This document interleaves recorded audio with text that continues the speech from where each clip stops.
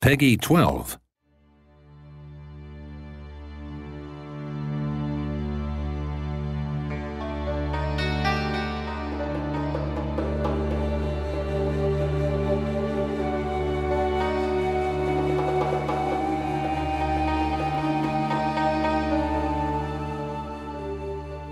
Hi, my name is Thomas Johansson and I'm the project lead for Europa Universalis IV.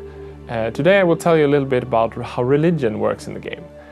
Religion has always been one of the main drivers of conflict and gameplay in all Europa Universalis games, and we have implemented lots of religions, everything from the various forms of Western Christianity such as Catholicism and Orthodoxy to pagan religions and Buddhists and Hindus, for example. And the way it works is that first of all your nation has a religion that is given from the start. But then, on the other hand, the citizens of your country, the provinces or the peasants, can have a different religion. And this can, of course, either create a strength or conflict. If you have a country that is very unified religiously, you can use this. You can tax your peasants a little bit extra. You can try to drive your country so that it becomes focused on that religion and you can fight for that religion. But then you conquer new areas, for example, and the country can become more fractured. You can have different religions and you get a choice. You either have to focus on your country's religion and try to force the other ones out, or you can try to maintain a nation where all these different religions are tolerated and you'll try to manage it that way. And that will be a huge challenge. And of course, you can use religion in other ways. You can, for example, pick religious ideas that will help you to use the power of religion to fight your enemies. If you pick the proper ideas, you will get reasons to go to war with your religious enemies. What's new for Europa Universalis IV is that we've tried to make every country unique, as we've said several times over the past year. And we've also tried to make the religions unique, and especially some of the major religions have almost gotten like its own unique features. If you take the Orthodox Church, for example, if you play in an Orthodox country, you have to contend with the power of the patriarch. And the power of the patriarch, it goes up and down depending a little bit on what's happening in your country and how you play.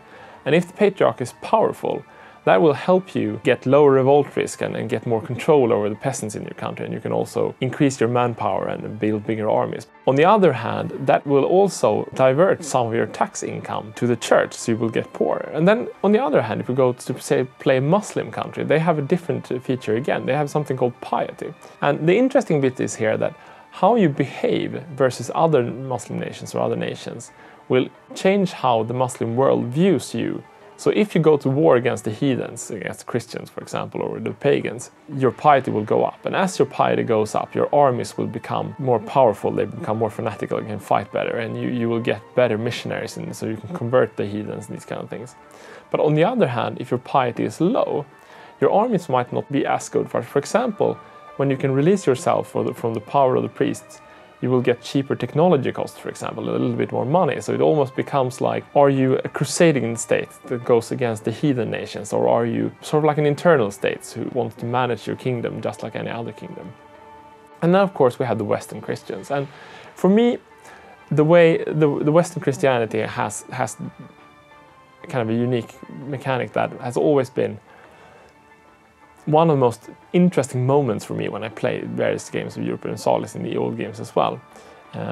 And that's what happened when the Reformation comes along. You have this kind of nice, stable country, everybody's Catholic, everybody's happy, you don't really have any problems. And then you get these kind of the events happen in your country as you play the game. For example, you can hear about preachers coming up and preaching that, you know, the power of the Pope is perhaps not the end of everything and the most important thing out there. And you have a choice, right? You can just throw in jail and everybody will be happy. Perhaps the peasants in the local province will be pissed off for a while and you have to fight them. But then, of course, you can let him go on because, I mean, you have your hands full. You don't want to kill any more peasants today. So you let him just talk. But as you do this, we have a new value called religious authority. And religious authority, it will sort of slightly increase over time. And that's a common value for all of Catholicism. And as this value goes over a certain level, you will get a more global event where this annoying priest called Martin Luther will appear somewhere in Germany and nail his theses to a church wall. And after that, everything changes. You will get Protestantism appearing in that province.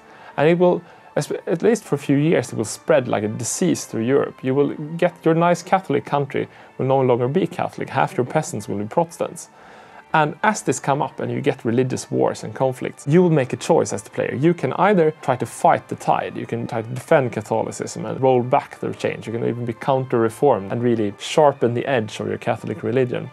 Or you can sort of embrace change and become Protestant and leave the power of the Pope, incurring the wrath of the Catholic Church and of course of the local population in your country who choose to be Catholic. So it's really a game changer in this phase when Catholicism splits in Protestantism and then Reform comes along. And I think that shows really how religion is a driver in the game of Europa Universalis, both for the Catholic countries but also for the rest of the world. And you really have to get a feel for how the religious wars and conflicts in the era came about.